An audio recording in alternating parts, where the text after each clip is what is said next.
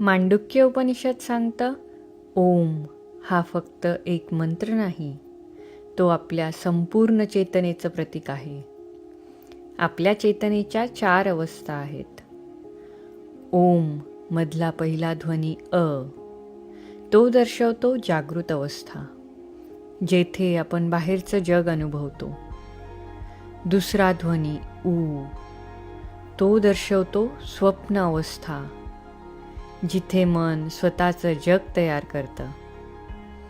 तिसरा ध्वनी म, तो दर्शवतो सुषुप्ती, गाढ झोप, जिथे विचारही नसतात, स्वप्नही नसतात.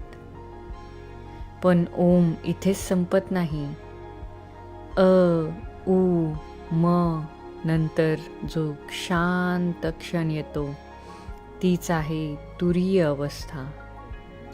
शांत, निर्विकार, साक्षी. तुरीय ही चौथी वेगळी अवस्था नाही, ती आहे जाग्रत, स्वप्न आणि सुषुप्ती या तिन्ही अवस्थांना साक्षी असलेली शुद्ध जागरूकता.